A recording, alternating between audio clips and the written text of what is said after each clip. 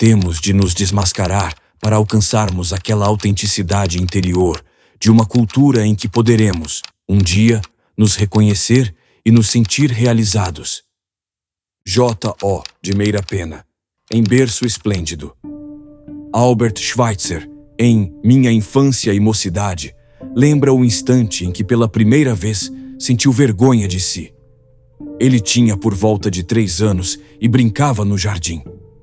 Veio uma abelha e picou-lhe o dedo. Aos prantos, o menino foi socorrido pelos pais e por alguns vizinhos. De súbito, o pequeno Albert percebeu que a dor já havia passado fazia vários minutos e que ele continuava a chorar só para obter a atenção da plateia. Ao relatar o caso, Schweitzer era um septuagenário. Tinha atrás de si uma vida realizada, uma grande vida de artista, de médico, de filósofo, de alma cristã devotada ao socorro dos pobres e doentes. Mas ainda sentia a vergonha dessa primeira trapaça. Esse sentimento atravessara os anos, no fundo da memória, dando-lhe repuxões na consciência a cada nova tentação de auto-engano. Notem que, em volta, ninguém tinha percebido nada. Só o menino Schweitzer soube da sua vergonha. Só ele teve de prestar contas de seu ato ante sua consciência e seu Deus. Estou persuadido de que as vivências desse tipo, os atos sem testemunha, como costumo chamá-los, são a única base possível sobre a qual um homem pode desenvolver uma consciência moral autêntica, rigorosa e autônoma.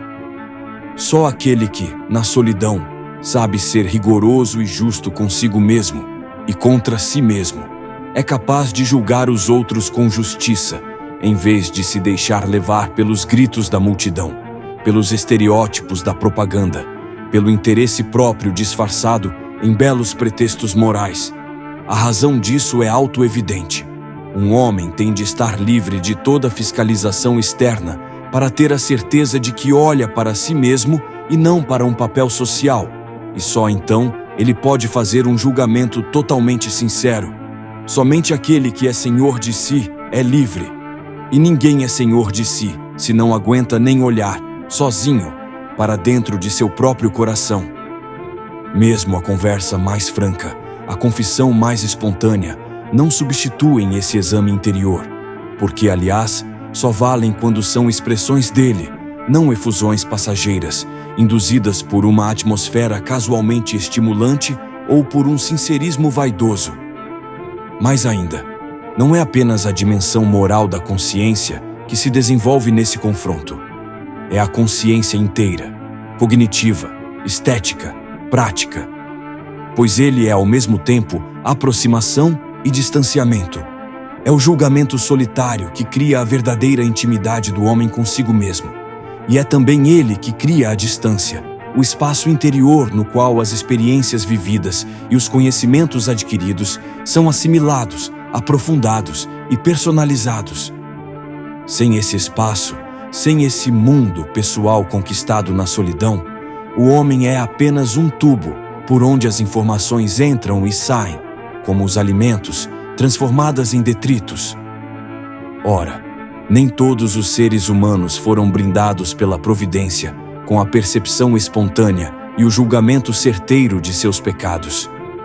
Sem esses dons, o anseio de justiça se perverte em inculpação projetiva dos outros e em racionalização, no sentido psicanalítico do termo. Quem não os recebeu de nascença tem de adquiri-los pela educação. A educação moral, pois, consiste menos em dar a decorar listas do certo e do errado do que em criar um ambiente moral propício ao autoexame, à seriedade interior, à responsabilidade de cada um saber o que fez quando não havia ninguém olhando.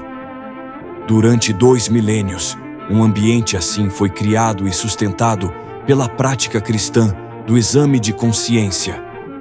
Há equivalentes dela em outras tradições religiosas e místicas, mas nenhum na cultura laica contemporânea. Há as psicanálises, as psicoterapias, mas só funcionam nesse sentido quando conservam a referência religiosa, a culpa pessoal, e ao seu resgate pela confissão diante de Deus. E, à medida que a sociedade se descristianiza, ou, mutatis mutandis, se desislamiza, se desjudaiza, etc., essa referência se dissolve e as técnicas clínicas tendem justamente a produzir o efeito oposto, a abolir o sentimento de culpa, trocando-o ora por um endurecimento egoísta confundido com maturidade, ora por uma adaptatividade autocomplacente, desfibrada e cafajeste, confundida com sanidade. A diferença entre a técnica religiosa e seus sucedâneos modernos é que ela sintetizava numa mesma vivência dramática a dor da culpa e a alegria da completa libertação. E isto as éticas leigas não podem fazer, justamente porque falta nelas a dimensão do juízo final, da confrontação com um destino eterno que, dando a essa experiência uma significação metafísica, elevava o anseio de responsabilidade pessoal às alturas de uma nobreza de alma, com o qual as exterioridades da ética cidadã não podem nem mesmo sonhar. Há 2 séculos, a cultura moderna vem fazendo o que pode para debilitar, sufocar e extinguir na alma de cada homem a capacidade para essa experiência suprema, na qual a consciência de si é exigida ao máximo e na qual, somente na qual, alguém pode adquirir a autêntica medida das possibilidades e deveres da condição humana. A ética laica, a educação para a cidadania, é o que sobra no exterior, quando a consciência interior se cala e quando as ações do homem já nada significam, além de infrações ou obediências a um código de convencionalismos e de interesses casuais. Ética, aí, é pura adaptação ao exterior, sem outra ressonância íntima, senão aquela que se possa obter pela internalização forçada de slogans, frases feitas e palavras de ordem. Ética, aí, é o sacrifício da consciência no altar da mentira oficial do dia.